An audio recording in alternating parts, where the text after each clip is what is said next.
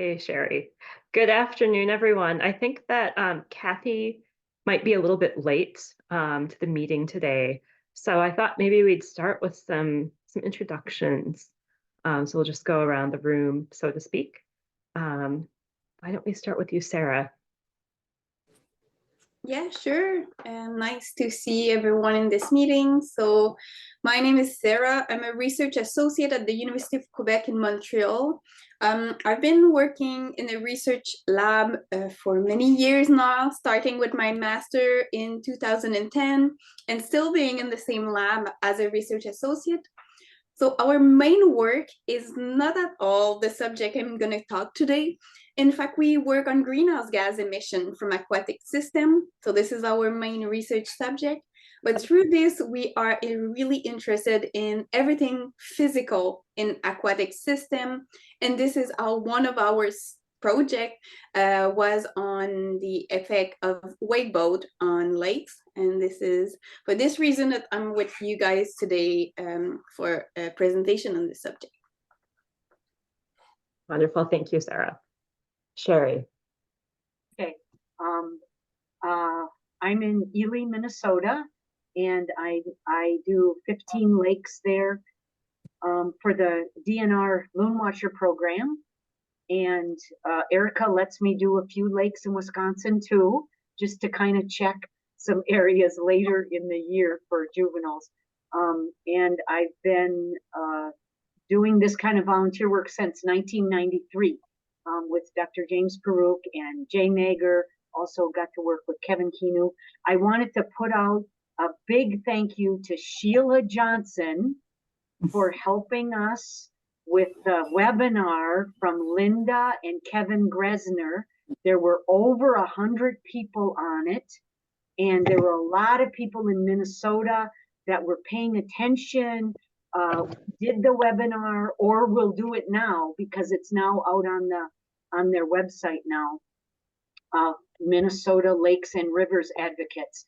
Anyway, so a lot of people are concerned, and we're getting some kits together, some tools and some kits and some tubs, and it was very detailed, and Linda and Kevin Gresner did a great job, and now it's available so even more people can see it.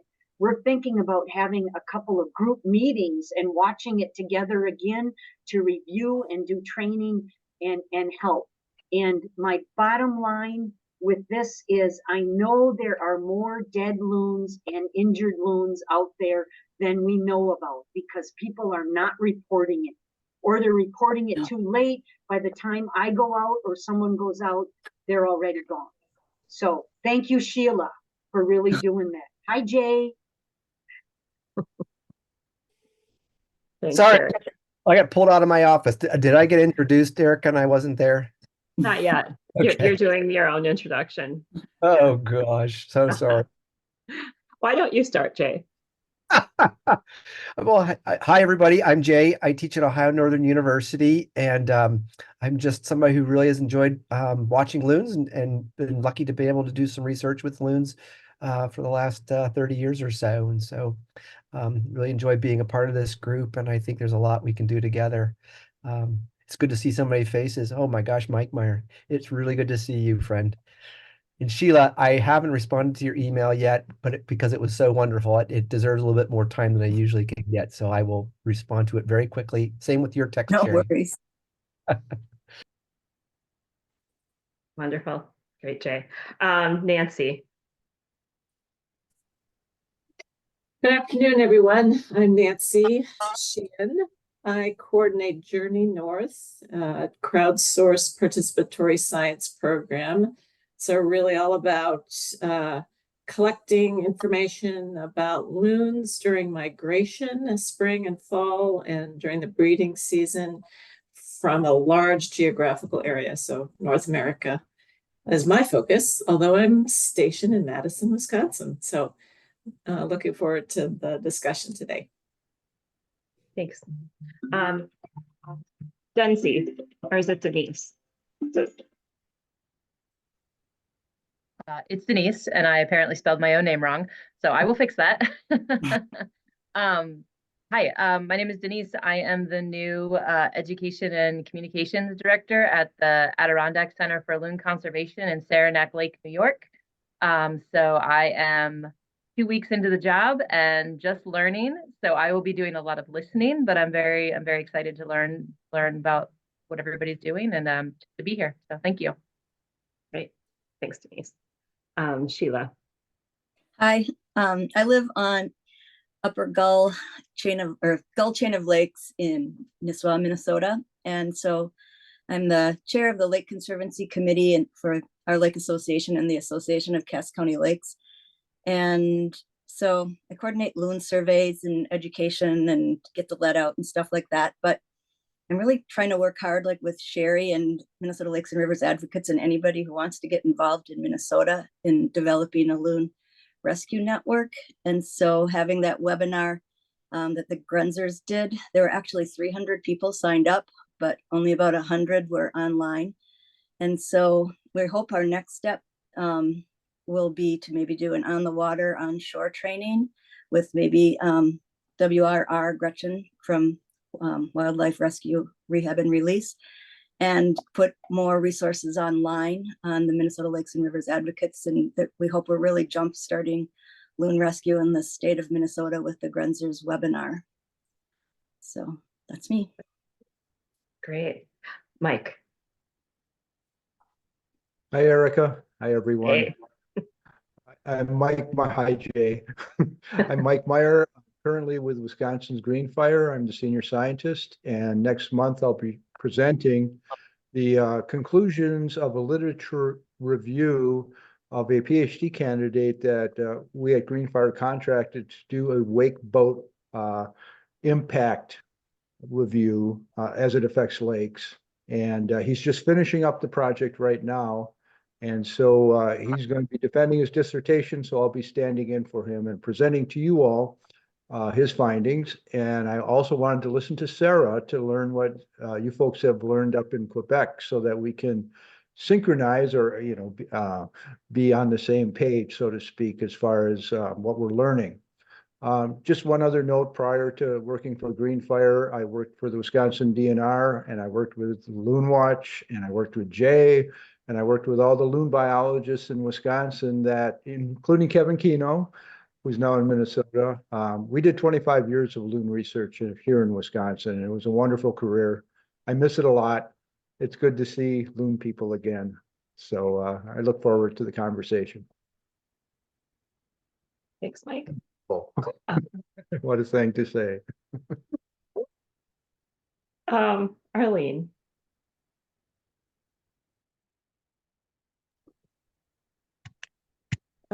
Hi, I think it is I'm Arlene Westhoven from the Michigan Loon Preservation Association.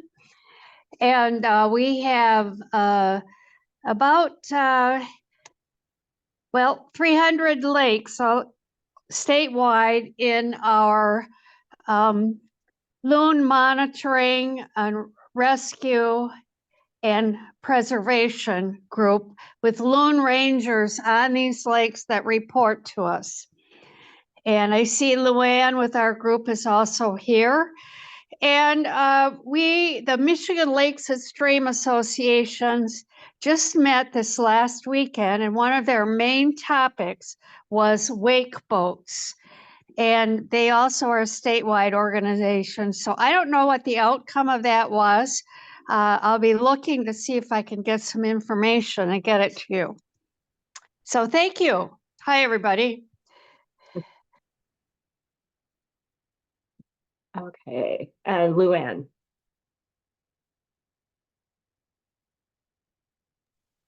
Hello. Hey. I'm the Secretary Treasurer of Michigan Loon Preservation, and I work with Arlene on our group here in Michigan, and do whatever I can to help out. We get a lot of calls for, the loons down, or I get a lot of questions from people, and I'm always glad to talk about them. So learning what I can learn from this group really helps. Thanks for having me. Good to hear you, Luann. Good to see you again, too. Laura. Yeah, hi. I work for Québec Oiseau, which is a nonprofit organization for the conservation of threatened bird species in Quebec. I work with Kathy as part of a partnership between Birds Canada and Québec Oiseau for the Canadian Lakes Loon survey. Yeah, basically. Great. Thank you, Laura. Kathy. Hi, I'm here. Yes, Kathy Jones here. I'm from the Canadian Lakes Loon Survey. I'm involved with this project and several other volunteer-based monitoring projects. But this is where my heart often lays because I started with loons with this in 1995. So delighted to see everybody here and looking forward to hearing Sarah's talk. Great. I think that we got everyone. And Kathy, you're taking notes and I'm leading? If you don't mind. Not at all. Leading is just basically asking Sarah to get her presentation up and we'll get started.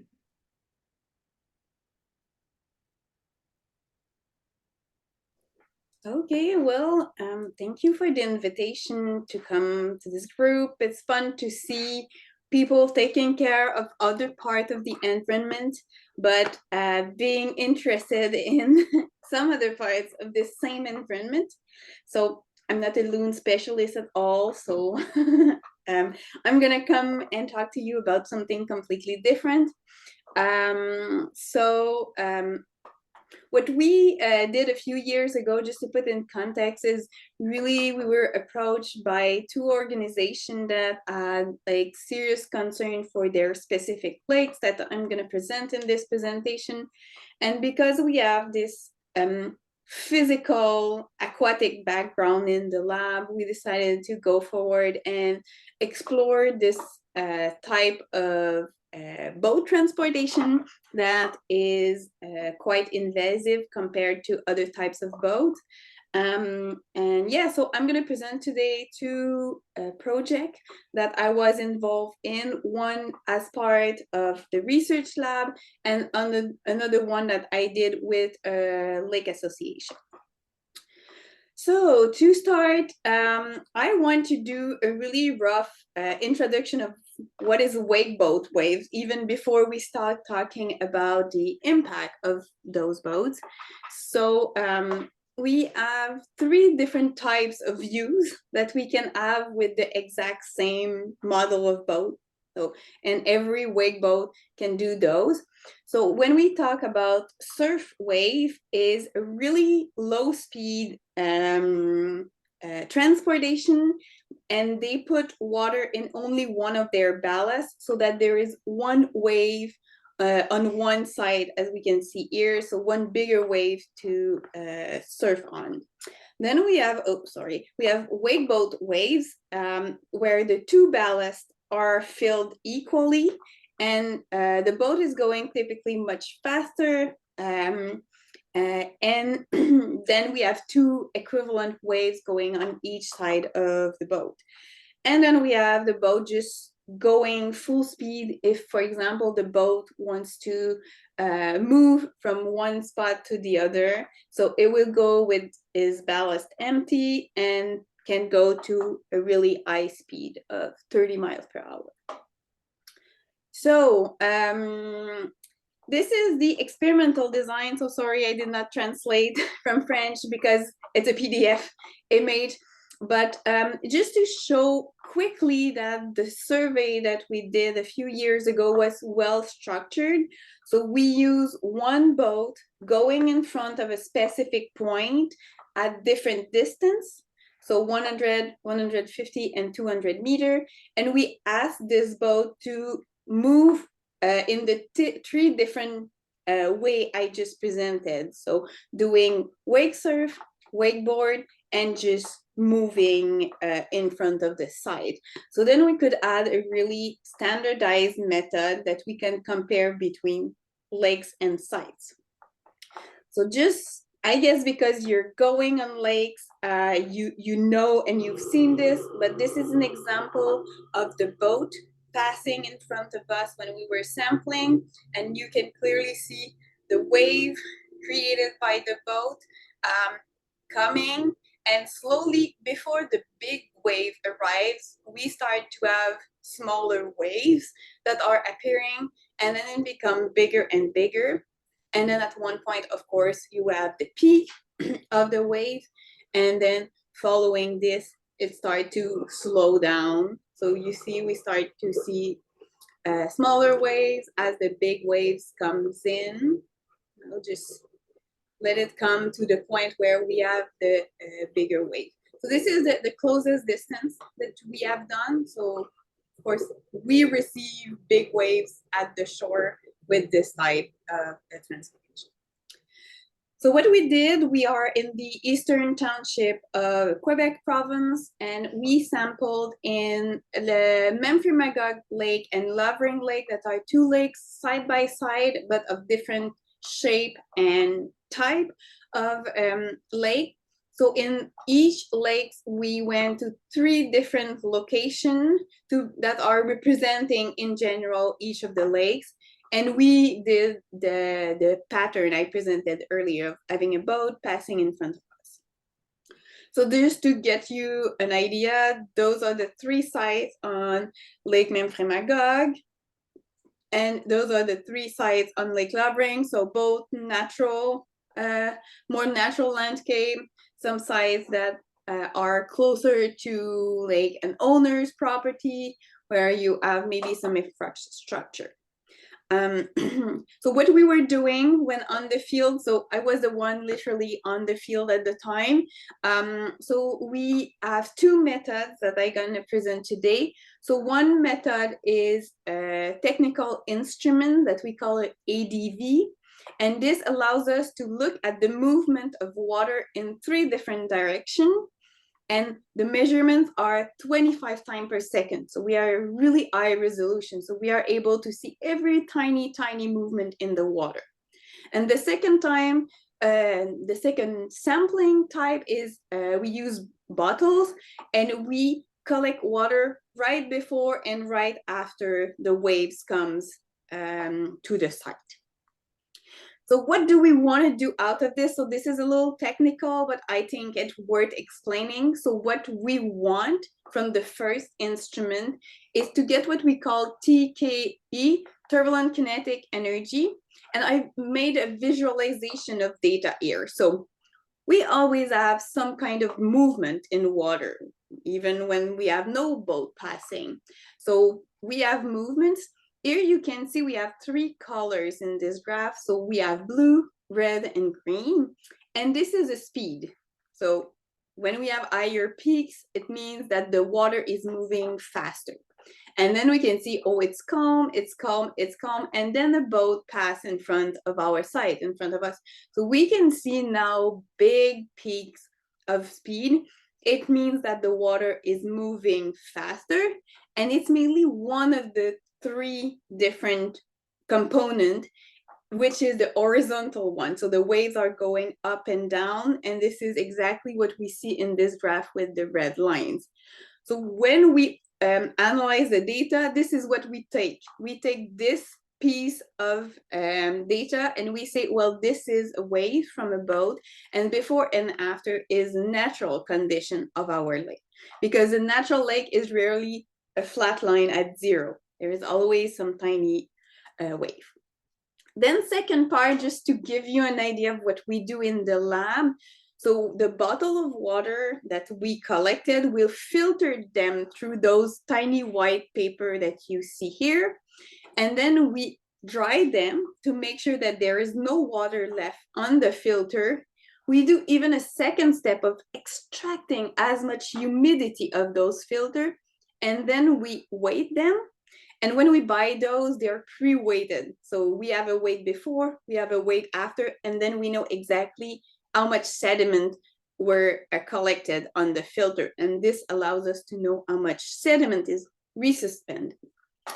So three main questions with this project that we wanted to answer. So the first one, do the wave generated by these boats increase the energy that is reaching the shore, or is this energy simply dissipated before it arrives? So this is the kind of result that we get. So you remember TKA is the amount of energy. So see this line here as energy. Low is low energy getting to the shore. I is high energy getting to the shore. The orange part is natural wave, so normal condition. So of course you see we are not at zero. And the blue part is the wave increasing in energy as we have the different types of boat passage in front of us. So the first thing we can see is that the boat passage are in general 4 times higher than a typical average wave. So it's higher. I want to highlight in this graph that there is letters, so A, B, and B. Every of my graph will have those letters. This represent is the different significant or not. So when you have an A and a B, it means it's different. So what we can see is that the wake surf, so when we are doing one big wave on one side, has much higher energy than B, which is an empty boat. So wake surf is having a higher impact. So if I split now, if you remember in our design, we had 3 different distance. Why choosing 3 different distance is to test when is the limit that we don't see anymore the consequence of our boat passage. So what we can see here, again, orange is normal condition and the blue is the boat passing in front of us. So we can see again, wake surf is in general higher, but we can see it's higher when it's really close to the shore. And then when we get further away, it gets similar or even lower than the 2 other types. So for wake surf, it's really having an impact on the shore when it's really close, because the wave is really, really big, but it fades out quite quickly. So we don't want to have wake surf going really close. And then when we go further away, it decreases the impact. When we have a boat that is empty, so we think, oh, the wave is smaller in height, but you can see that the difference is still significant between 100 and 200, but it's in the same range of variables. So we kind of say a little lower in the impact, but the impact is on a much longer distance to the shore. So this is for the first method, so looking really at the energy contained in our wave. So the second method I mentioned, we take a bottle of water before and a bottle of water after the wave, and we make the difference between the 2. And another problem is that and you probably observed this, if we have only 1 boat a day passing, there will be a tiny amount of sediment. But if we have 20 boats passing right one after the other, the sediment comes in the water and they never go down. So we made sure to correct this. So I don't want to enter in the detail, but we made sure to correct for the real baseline, which was always the first sample before any boats went and passed in front of our site. So for this part, what kind of question? So if we have higher energy reaching the shore, is there enough energy to resuspend the sediment? So second question, because if we have a lot of energy coming, but it has no impact on the shore, well, we don't really care. But if it resuspends our sediment, then it's more impactful. So here we can see the same kind of graph I showed earlier, but now here we have the amount of sediment that was resuspended in the water. And what we can see is that the wake surf, again, is the one that has the highest impact. What is interesting to highlight is that the wake board, when we have 1 wave on each side, is not different than an empty boat. So those 2 are pretty similar. If we split between distance, we can see again that the wake board and the empty boat are not having a different impact between distance and between the two. And it's really the wake surf. We see the same trend, really big waves. So it has a lot of impact closer to the shore, and the impact is slightly reduced when the waves start further away.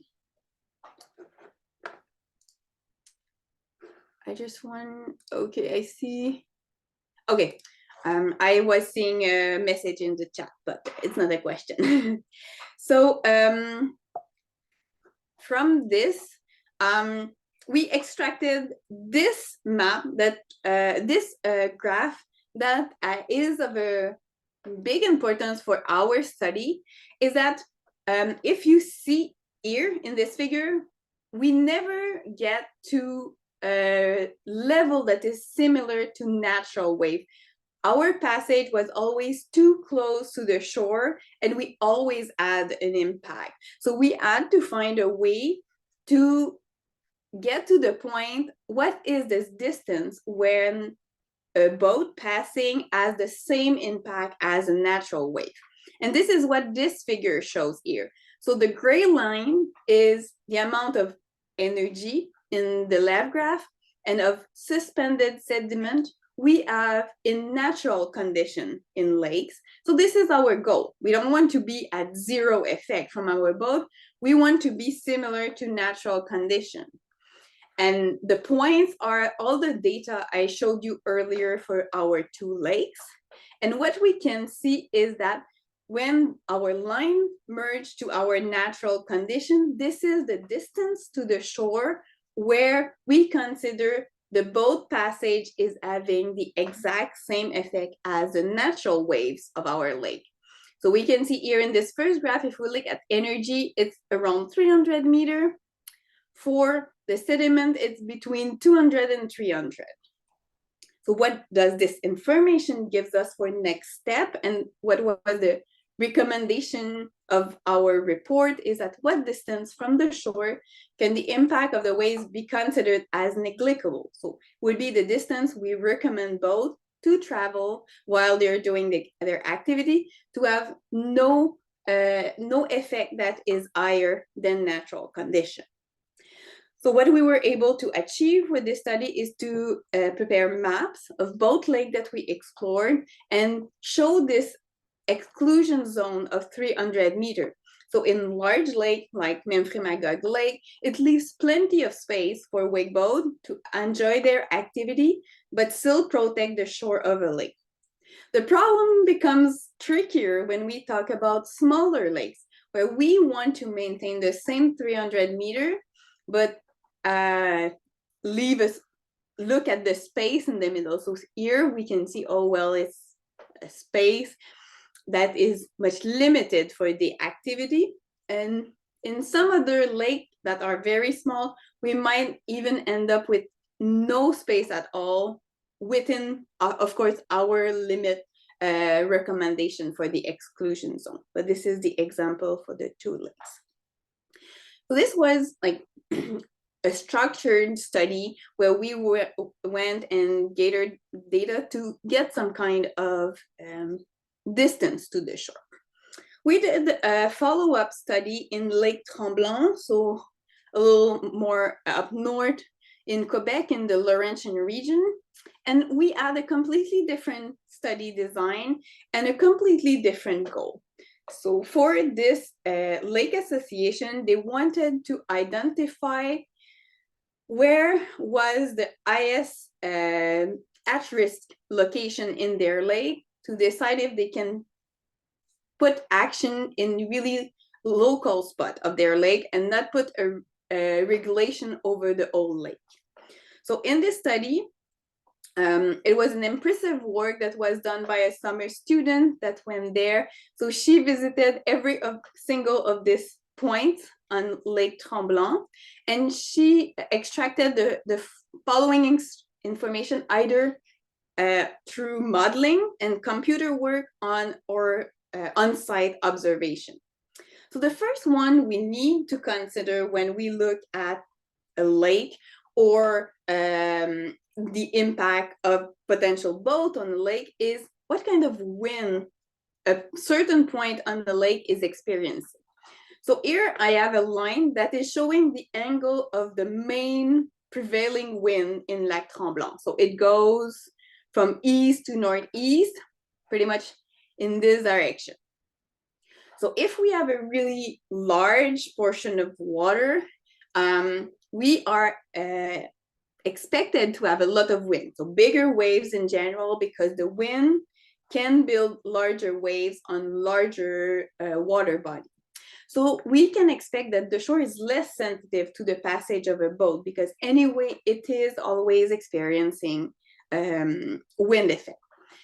To the opposite, if we have a really narrow channel that is sheltered from the wind, then we have more calm waters, and the shoreline is likely to be more sensitive. The second element that we looked at in this survey is the slope of our littoral.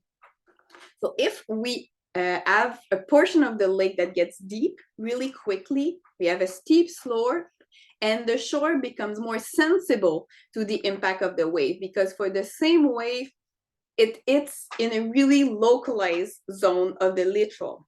If we have a gentle slope, to the opposite, it's less sensitive, because for the same wave, the same energy, it fades out on a longer distance on the shore. So the slope will have an important impact on the effect of waves on the littoral. Another element is, of course, the type of sediment that you have. So if we have a sandy beach with fine sediment, of course, the shore is more sensible to the impact of energy from wave, because it will resuspend the sediment, and it can lead to erosion or just sediment suspension.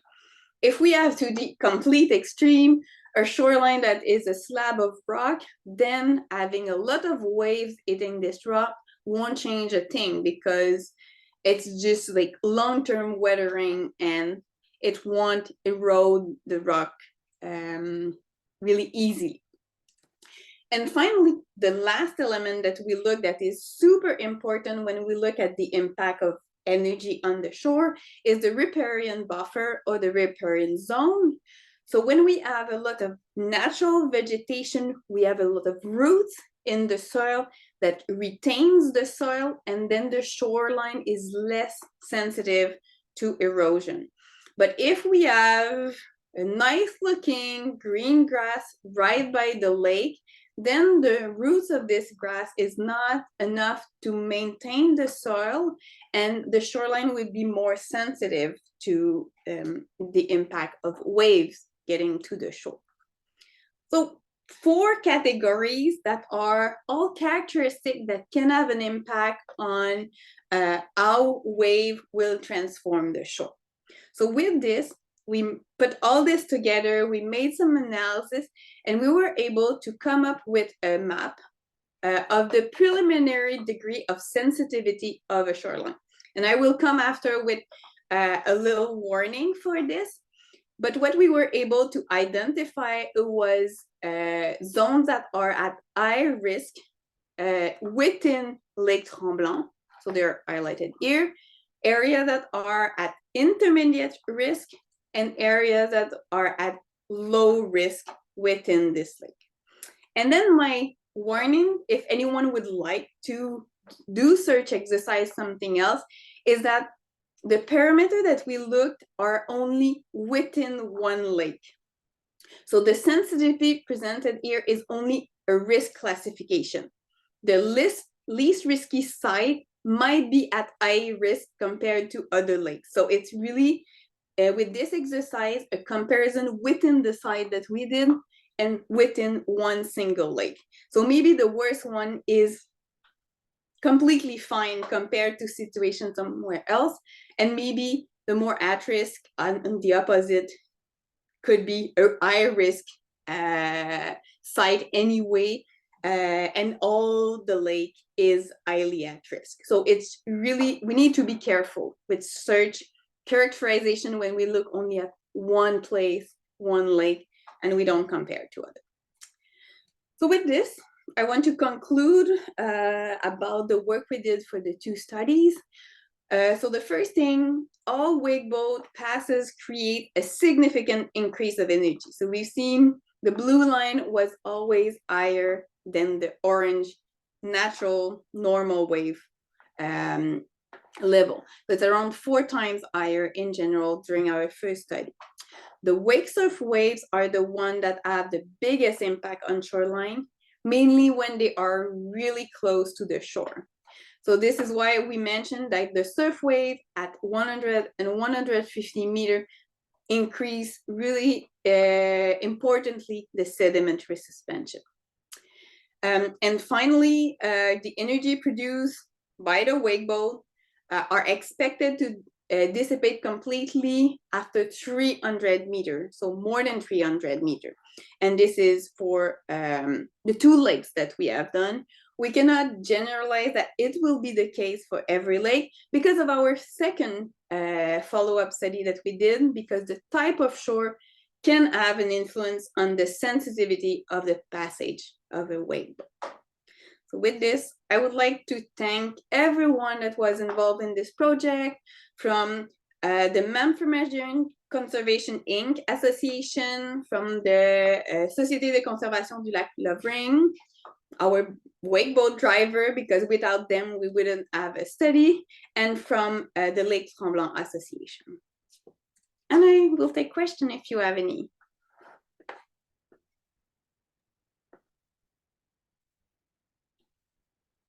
Hi, Sarah. I was wondering if any of this is available in a report or a publication?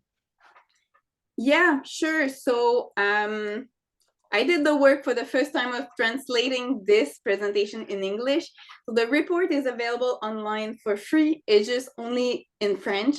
And we never, sadly, had the budget to make any translation for the old report. The report for the Lac Tremblant part was done in both English and French. So their work is available on their website. So you can check this out. But for our main work, it's available to anyone online, but in French. Okay. How do I reach this website? What is it? I can put the link in the Zoom and send it to Kathy after, so that you can have access to it for sure. Thank you. Thank you. This is a great study, by the way. You have a great contribution. There's a lot of missing information, and you covered a lot of important features. So thank you. Thank you.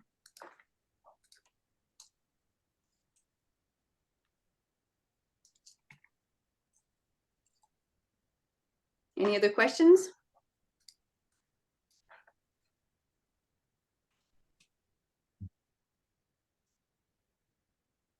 Well, I agree with Mike. It's a great study. It's so thorough too. I can't think of any questions except that I would like to read the report. So, and I think that'll be important to get out to folks here in the United States too. I can tell you one thing. I know from our fellow David Ortiz's literature review, he's coming up with 600 feet or about 200 meters as the distance for dissipation, but you show a greater distance, which is good because other people argue for a larger buffer.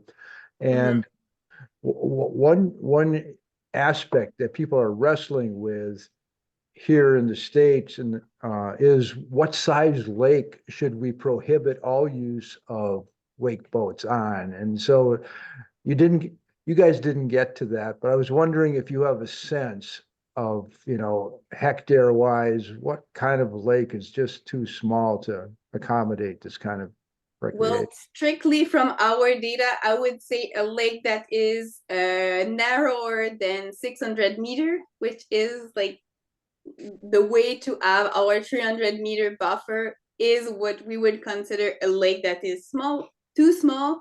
But then after, there is also functionality issue. Like if you have like that much space to do your wave for a wake boat, then and this, I'm not a specialist of the sport itself, so I don't know like how long of a distance is considered as interesting to enjoy this sport.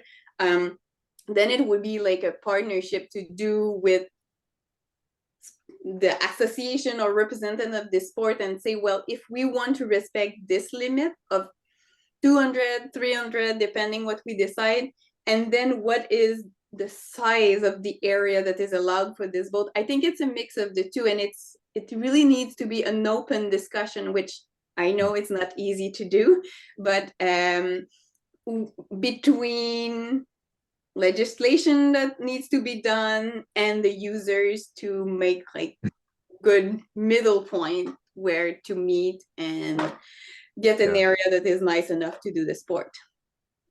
Right. Right now, David, in his literature review, extrapolated the amount of area a water skier typically uses to as an index of what a wake boat might need. And from his literature review, he came up with about 15 to 30 acres per water skiing activity. But it would be great to get a wakeboarder out there, one that enjoys his sports, and let's just see how much of the lake you churn up as you do it. So that would be great. Thank you. Thank you. Yeah, thank you. I just have one thing to add. So I live on a roughly 400-acre lake, but we have one bay where all the wakeboarders congregate. So it's not just, one wake boat going through. There could be 6 or 10 at a time. And so it's not that wide where they're going through. They're not going to be the recommended distance from shore in that bay. And then I know we're studying this in Minnesota with the University of Minnesota wakeboat study, but the big concern too is that all that sediment that's being disturbed, again, not just by one boat, but by all those boats. And I've heard that like the fish nesting areas, a friend of mine lives in that bay and he's a fisherman, and he says all the fish nesting areas are being disturbed by the underwater action.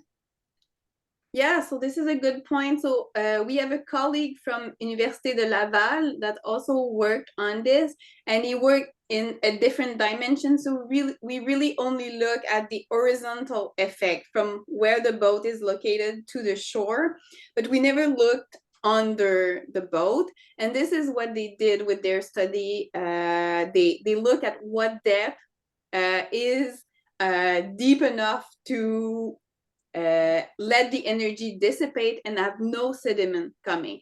So then it create another dimension to make the decision. You have the distance to shore, you have the area that you need, but also you have the depth. So maybe in your bay, because it's not that large, it's maybe not that deep, and then the impact is right under. But this is something we did not study on our side, but a colleague, from Université de Laval did the work on this dimension, and he came up with some numbers for the lake he studied. And the problem is that, of course, it's always different from one lake to another. If your bottom of the lake has very little sediment or big rocks, then it doesn't really matter, and we can leave the boat go there. But if you have really fine sediment, it can have consequence on many elements of the lake ecosystem. So, yeah. Could you add the link to that study to your email? Yeah, sure, I can. Excellent. Yeah, we're wrestling with the depth issue as well. David's come up with a depth of 20 feet based on extrapolation of motorboat activity. And all of our lakes are glacial tills, so we have fine sediments everywhere. So yeah, not much of the rocky shores or bottoms. So that part is good for us to understand too, how our shores are more sensitive because of their characteristics. Yeah, I think it's a really important thing to consider, and not, sadly for you guys, not that much study were done, so we haven't done the work in like all kinds of sediment, all kinds of shore, but it's really something to consider, because I think we need to be careful to not say no one goes within 300 meters anywhere. At one point, we will never get an agreement on this because Boulder will say, well, I don't do any bad thing at this location. So you need to be conscious of what is going on in your lake specifically, and then make a decision out of it. And I know it's not an easy thing. It's easier for me to say than to apply, but this is really the reality of the situation in many lakes. Yeah. Yeah, here in Wisconsin, we're at the both sides yelling at each other phase. So everybody's kind of taking their position, and yeah. Exact same in Quebec, I would say. It's the same everywhere. Yeah, we need more data though. That'll help. I agree. And your methods, by the way, are important to share because they can also be replicated in other locations. So looking forward to getting that information. Yeah. So we always said that if anyone is willing to do the translation, we would be willing to read and revise to make sure that there is anything completely wrong. But sadly, you know, in the academic world, it's very hard to get funding just to do a translation. So we never had the chance to do it. I know it would be useful for a lot of people, but as we don't have the resource to do it, it was never done. I wonder if AI can do it. Maybe. It would be maybe a bigger job for us to review this afterward, though, because there might be some really weird stuff coming out of the translation. No, I know what you're saying. Yeah. Hi, this is Arlene from Michigan. Has any study been done or could be done on a floating nest island, the same sort of thing? A floating loon nest island and also a nest island on the shore to see the effect on nesting? Well, probably there could be some effect. I'm not aware, like there is a tiny amount of studies point on the subject. So this becomes really specific. Yeah, we would need to make a proposal. You can use our protocol if you're interested in doing something similar and look at the impact. I would say that the best is always to go with your local researcher and see if they have the instrument or the resource to do it. And I would say also it's always a matter of funding. Researcher as usual, but yeah, it's hard for us to send people out there to run the fancy instrument because we don't have the budget to send those people out. It's always the issue. That's why we don't have more studies. It's just like we do one, we get the conclusion, and to redo more, we need more funding. And this is often what is lacking in a lot of situations. Sounds like something for a graduate student. Yeah, could be, but the problem, like, I think you guys often think that grad students are cheap, but we still need funding to get them scholarships, to get them to do the work, to get them to do the lab analysis. So it's not cheap to send a grad student out there, even if it's cheaper than sending, for example, a consultant doing the work.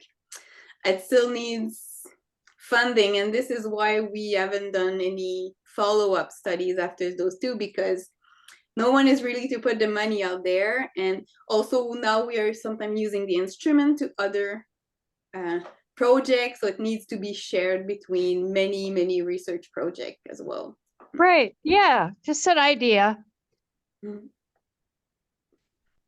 I do know there's pending legislation in Wisconsin to require wake boat research. Now, whether that ever gets traction or not will depend on our government, which is kind of dysfunctional, but so there's some attempts to get more data. Yeah, I guess like if there is a legislation that asks for it, then the money will hopefully come with it on the side, and then some more studies and more system can be done.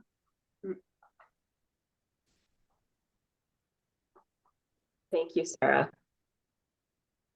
I had a general question if I could ask, and again, sorry that I'm a little naive, but you know, it seems like this boating so can I call it a hobby, is really very, very narrow and really sort of dedicated to kind of an elite group, right? These boats are pretty expensive. Is there anything else that these boats are used for besides, surfing on a wave? Or is there any, other, I don't know, recreational benefit to having one They of can these? do boating, like just Okay. go around, stop somewhere. Yeah. Of course, they pay a more expensive price for getting to a point in a boat, but Yeah, my the goal shoreline I can is take really to off. be able Yeah. to surf. I think it's why people put as much money in a boat. Yeah.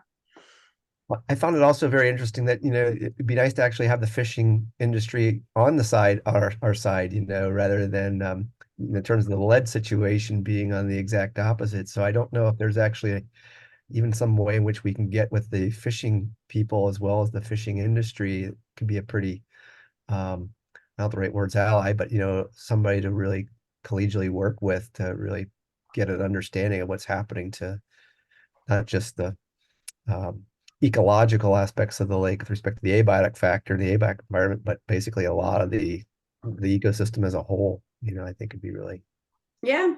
So Very. sorry, rambling there, but yeah, I'm just very curious as somebody who did not grow up with one of these boats, but also have seen a couple now. I'm thinking, gosh, what can you do with that expensive boat besides surf on it? And if you've got the money to do it, I guess go for it, but I don't know.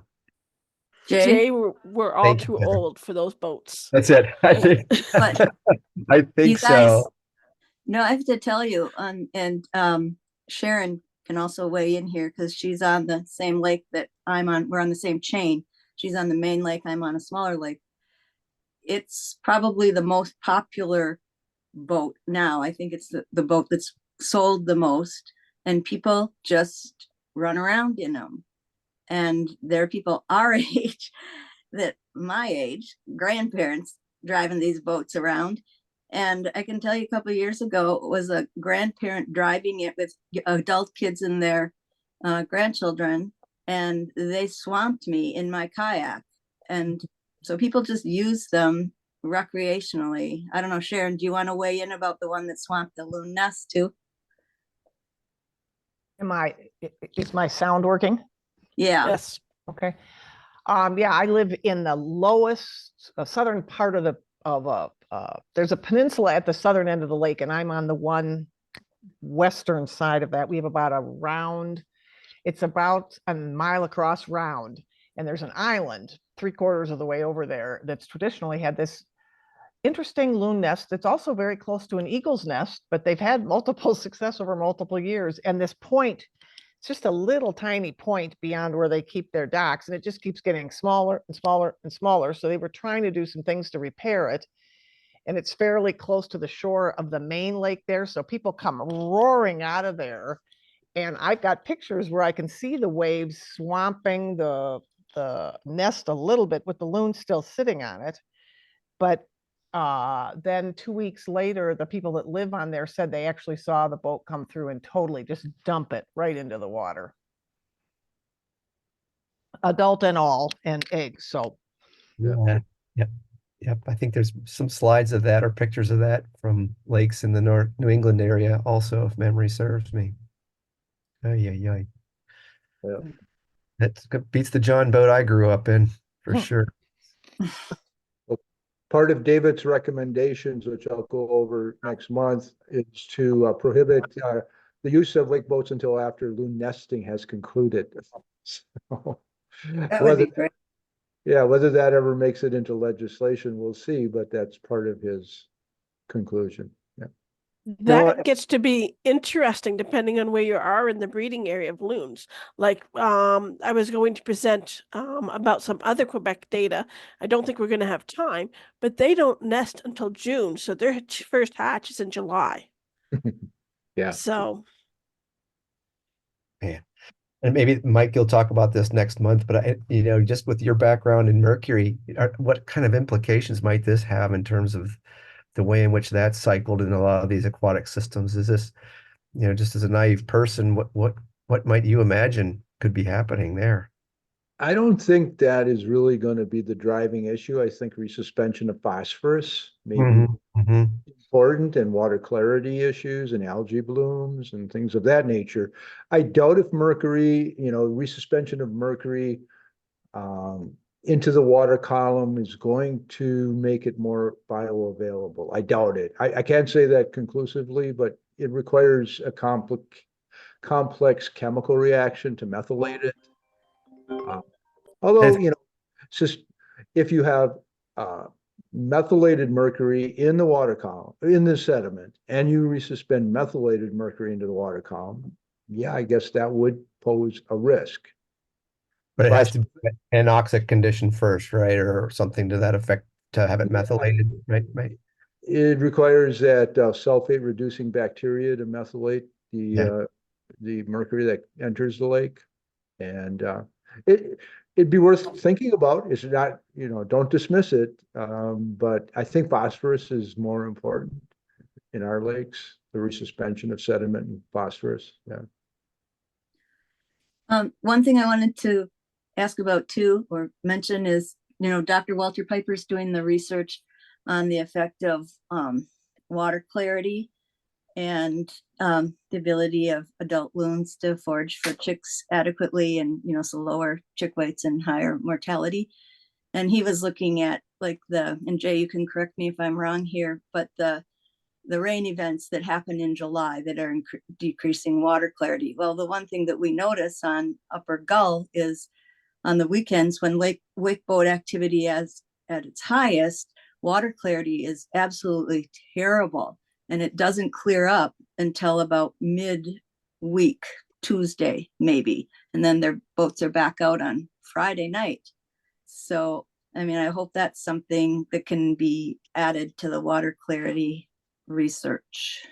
Absolutely. This resuspension of sediment and its effect on the clarity of the water column, nutrients aside, is important. And as it relates to fish spawning and things like that, as Jay mentioned, our little NGO is trying to spin it towards the fishermen.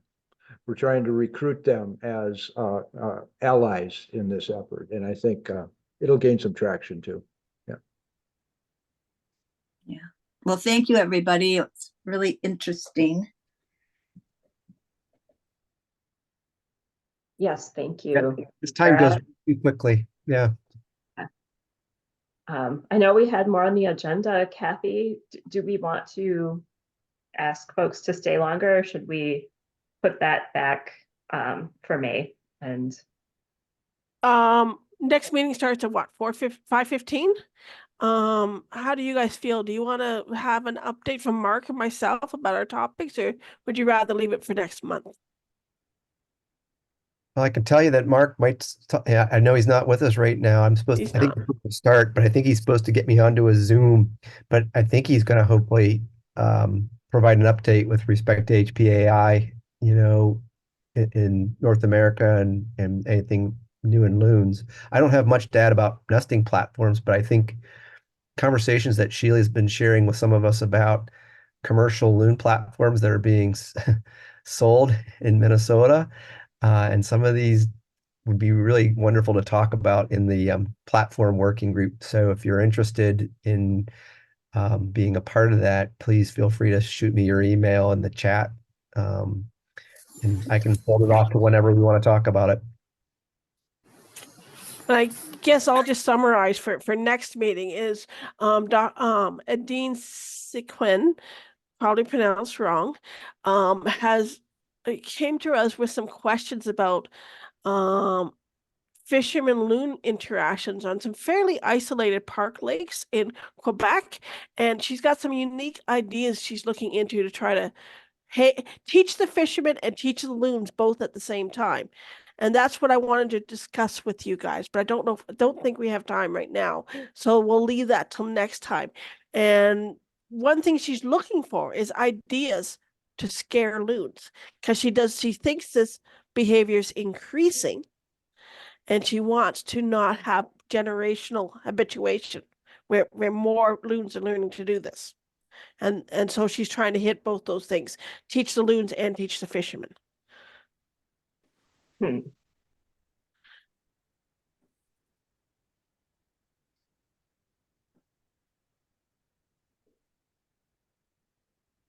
Well, does anyone have suggestions for teaching loons? I can't teach college students, let alone loons. Well, what she's starting with is a dog whistle that gives off a noise and a high-pitched sound. And the reason she chose that is she also needed something that didn't scare the fish, because she's asking the fishermen to use it.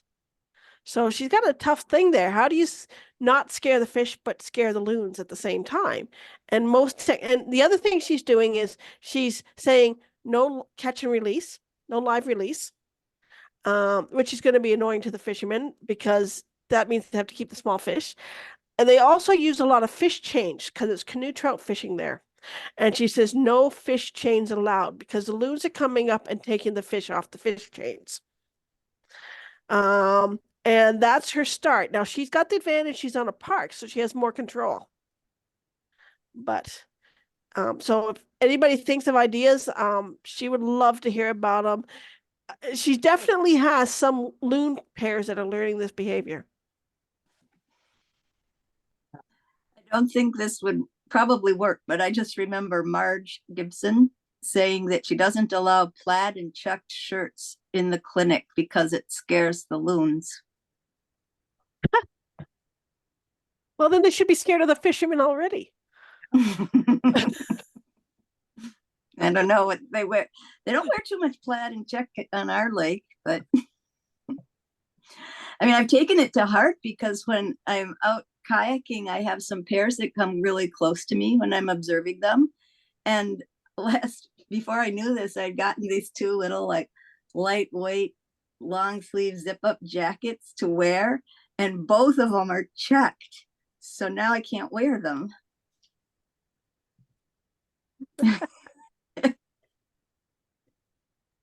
Loons from a distance. Yeah.